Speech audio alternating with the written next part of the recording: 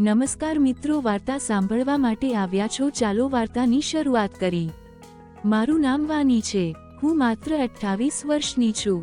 હું દેખાવમાં ઠીક છું, પણ અરીસામાં જોતી વખતે મને ક્યારેય મારી જાત ગમતી નથી, કારણ કે જ્યારે અંદરનું દિલ તૂટી ગયું તો બહારનો દેખાવ શું કરવું। મને જીવન ખૂબ જ નાની ઉંમરે સમજાયું, જ્યારે પિતાજી ચાલ્યા ગયા અને માતાજી બીજા લોકોના ઘરે કામ કરવા લાગી। ત્યારથી મને સમજાયું કે સપનાઓને જીવતા પહેલા સાવરણી પકડવી જરૂરી છે। હું પણ એ જ કરું છું। સવારથી સાંજ સુધી હું બીજાના લોકોના ઘરે જાઉં છું, ઝાડુ મારું છું, વાસણ ધોવું છું, રસોઈ બનાવું છું અને પછી હું મારા નાના ભાડાના ઘરમાં થાકીને સૂઈ જાઉં છું। પણ તે દિવસે મારા જીવનમાં નવો વળાંક આવ્યો। આ શેઠ વીરનું ઘર છે। મેં પહેલી વાર એજન્સી પાસેથી નામ સાંભળ્યું। મને કહેવામાં આવ્યું હતું કે આ શેઠ છે, તેની પત્નીનું અવસાન થયું છે, તેની પુત્રીના લગ્ન પણ થઈ ગયા છે અને તે હવે એકલો રહે છે। તે ઘણો પૈસાવાળો છે। જ્યારે મેં પહેલી વાર એ ઘરમાં પગ મૂક્યો ત્યારે એક વિચિત્ર શાંતિ હતી।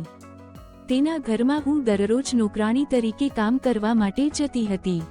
ઘર દિવાલો પર જૂના ચિત્રો હતા અને એક જ માણસ જે પોતાની દુનિયામાં ખોવાયેલો હતો।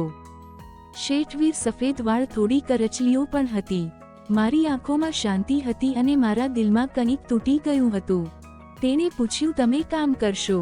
પહેલી વાર હતું જ્યારે કોઈએ મને માણસ તરીકે જોઈ। હવે હું દરરોજ ત્યાં જાઉં છું। હું કામ કરતી હતી, પણ ધીમે ધીમે મારું મન ત્યાં જ રહેવા લાગ્યું। તે માણસે કંઈ જ કહ્યું નહીં। તેણે ફક્ત મને કહ્યું, ક્યારેક તે રેડિયો પર જૂના ગીતો સાંભળતો અને હું ઝાડુ મારતી વખતે ગણગણવા લાગતી। તો તેણે કહ્યું કે તમારો અવાજ સરસ છે। તેણે એક દિવસ કહ્યું, મેં આશ્ચર્યથી તેની સામે જોયું, તો તમે મજાક કરી રહ્યા છો? શેઠજીએ તેને કીધું, મને વીર કહીને બોલાવો, આ મારું નામ છે। તેણે હસતા હસતા કહ્યું, અને હું વીર નથી। એક દિવસ તેણે મારી સામે જોયું ને કહ્યું, શું તમારી પાસે કોઈ છે? મેં લાંબા સમય સુધી કોઈ જવાબ ન આપ્યો અને હું વિચારવા લાગીને કહ્યું કે મારે તો ફક્ત માતા જ છે અને હવે તે પણ નથી। તેણે કહ્યું કે તું તો મારા કરતાં પણ વધારે એકલી છે। કદાચ પહેલી વાર મને કોઈ એવું મળ્યું જે મારી અંદરનો અવાજ સાંભળી રહ્યું હતું। એકવાર તેણે કહ્યું, જો તમે અહીં હોત તો કદાચ જીવન કંઈ અલગ જ હોત।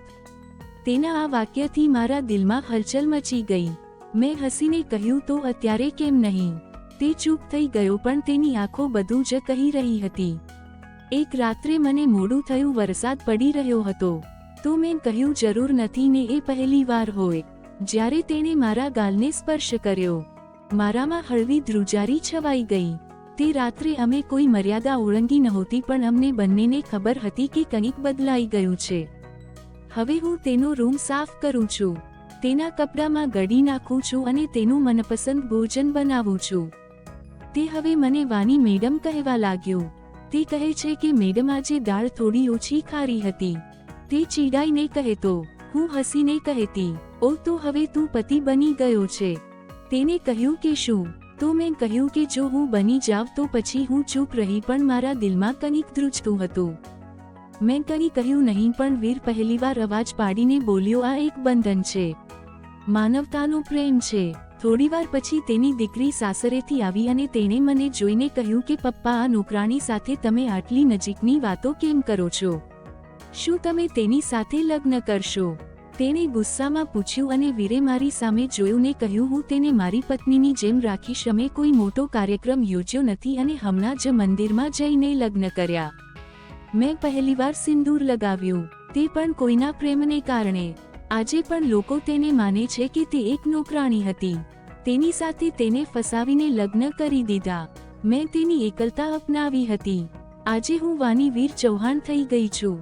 હવે હું ફક્ત તેની પત્ની જ નથી, પણ તેની મિત્ર, તેની સંભાવના રાખનાર પણ છું। હું મારા જીવનનો સૌથી મહત્વપૂર્ણ વ્યક્તિ છું। આવી જ વાર્તા સાંભળવા માટે ચેનલને સબસ્ક્રાઇબ કરજો દોસ્તો। ધન્યવાદ।